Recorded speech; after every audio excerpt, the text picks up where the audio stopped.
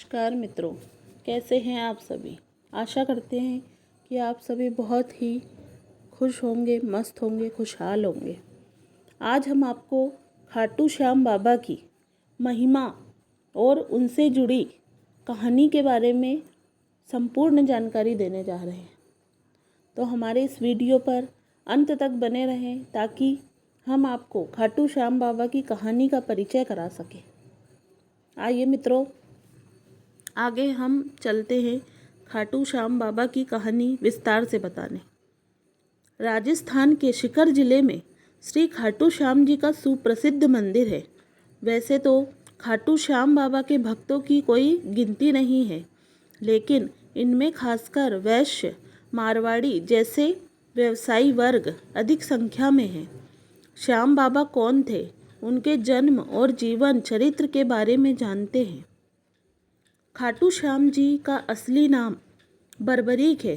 महाभारत की एक कहानी के अनुसार बर्बरीक का सिर राजस्थान प्रदेश के खाटू नगर में दफना दिया था, इसलिए बर्बरीक जी का नाम खाटू श्याम बाबा के नाम से प्रसिद्ध हुआ।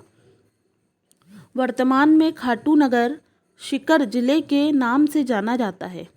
खाटू श्याम बाबा जी कलयुग में श्री कृष्ण भगवान के अवतार के रूप में माने जाते हैं। श्याम बाबा घटोत्कच और नागकन्या मौरवी के पुत्र हैं। पांचों पांडवों में सर्वाधिक बलशाली भीम और उनकी पत्नी हिडिंबा बर्बरीक के दादा दादी थे। कहा जाता है कि जन्म के समय बर्बरीक के बाल बब्बर शेर के समान थे, अतः उनका नाम बर्बरीक रखा गया। बर्बरीक का नाम श्याम बाबा कैसे पड़ा, आइए इसकी कहानी जानते हैं। बर्बरीक बचपन में एक वीर और तेजस्वी बालक थे। बर्बरीक ने भगवान श्री कृष्ण और अपनी माँ मौरवी से युद्ध कला कौशल सीख कर निपुणता प्राप्त कर ली थी। बर्बरीक ने भगवान शिव की घोर तपस्या की थी, जिसके आशीर्वाद स्वरूप भगवान ने शिव से बर्बरीक को 3 चमत्कारिक वाण प्रदान किए। इसी कारणवश बर्बरीक का नाम 3 वाणधारी के रूप में प्रसिद्ध है।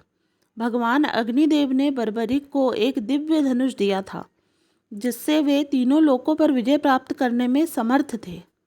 जब कौरवों पांडवों का युद्ध होने का सूचना बर्बरीक को मिली तो उन्होंने भी युद्ध में भाग लेने का निर्णय लिया। बर्बरीक अपनी माँ का आशीर्वाद लिए और उन्हें हारे हुए पक्ष का साथ देने का वचन देकर निकल पड़े। इसी वचन के कारण हारे का सहारा बाबा श्याम हमारा यह बात प्रसिद्ध हुई है। जब बर्बरीक जा रहे थे तो उन्हें मार्ग में एक ब्राह्मण मिला। यह ब्राह्मण कोई और नहीं भगवान श्री कृष्ण थे, जो कि बर्बरीक की परीक्षा लेने आए थे। ब्राह्मण बने श्री कृष्ण ने बर्बरीक से प्रश्न किया कि वो मात्र 3 बाण लेकर लड़ने को जा रहे हैं। मात्र 3 बाण से कोई युद्ध कैसे लड़ सकता है। बर्बरीक ने कहा कि उनका एक ही बाण शत्रु सेना को समाप्त करने में सक्षम है और इसके बाद भी वह तीर नष्ट न होकर वापस उनके तरकश में आ जाएगा।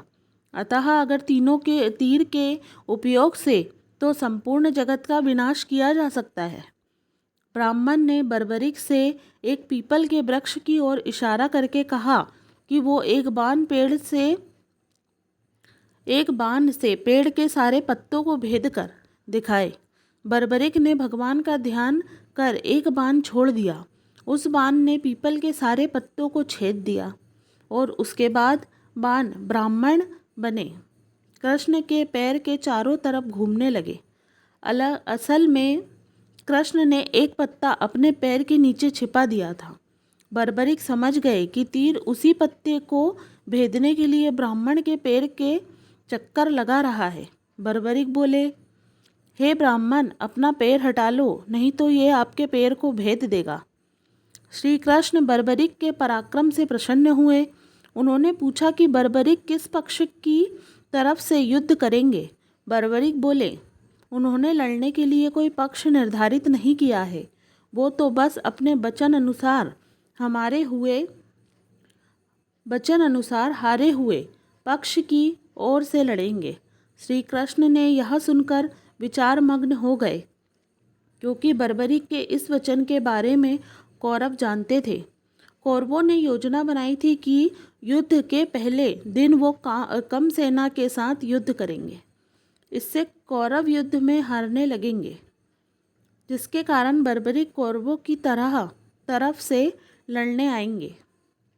अगर बर्बरीक कौरवों की तरफ से लड़ेंगे तो उनके चमत्कारी बाण पांडवों को नाश कर देंगे। कौरवों की योजना विफल करने के लिए ब्राह्मण बने कृष्ण ने बर्बरीक से एक दान देने का वचन मांगा। बर्बरीक ने दान देने का वचन दिया। अब ब्राह्मण ने बर्बरीक से कहा कि उसे दान में बर्बरीक का सिर चाहिए। इस अनोखे दान की मांग सुनकर बर्बरीक आश्चर्यचकित हुए और समझ गए कि यह ब्राह्मण कोई सामान्य व्यक्ति नहीं है। बर्बरीक ने प्रार्थना की कि दिए गए वचन अनुसार अपने शीश का दान अवश्य करेंगे, लेकिन पहले ब्राह्मण देव अपने वास्तविक रूप में प्रकट हों। भगवान कृष्ण अपने असली रूप में प्रकट हुए। बर्बरीक बोले, हे देव, मैं अपना शीश देने के लिए वचनबद्ध हूँ, लेकिन मेरी युद्ध अपनी आँखों से देखने की इच्छा है। श्री कृष्ण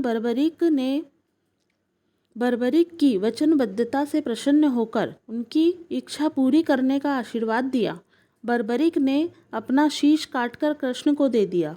श्री कृष्ण ने बर्बरीक के सिर को 14 देवियों के द्वारा अमृत से सींचकर युद्ध भूमि के पास एक पहाड़ी पर स्थित कर दिया, जहाँ से बर्बरीक युद्ध का दृश्य देख रहे थे। इसके पश्चात कृष्ण ने बर्बरीक के धड़ का शस्त्रोक्त विधि से अंतिम संस्कार किया। महाभारत का महान युद्ध समाप्त हुआ और पांडव विजयी हुए। विजय के बाद पांडवों में यह बहस होने लगी कि इस विजय का श्रेय किस योद्धा को जाता है। श्री कृष्ण ने कहा, चूंकि बर्बरीक इस युद्ध के साक्षी रहे हैं, अतः इस प्रश्न का उत्तर उन्हें ही जानना चाहिए।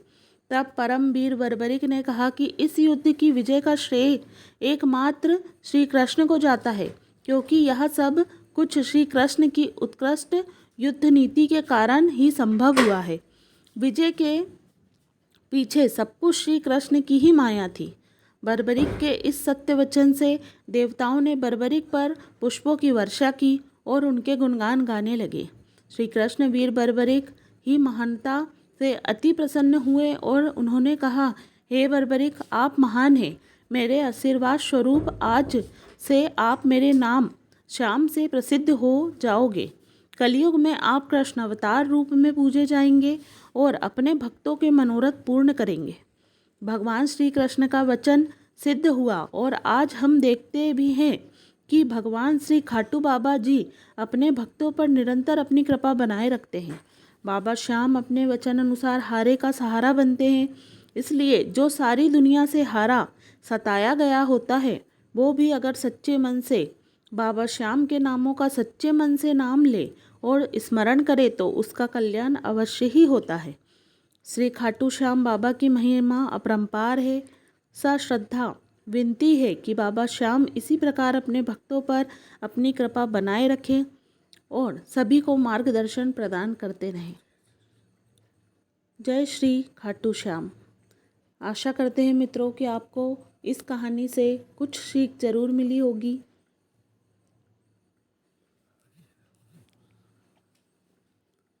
मित्रों, हमारे चैनल को लाइक और सब्सक्राइब करें ताकि ऐसी ही कहानी हम आपको और बताते रहें और बहुत सारी जानकारियाँ आप तक पहुँचाते रहें।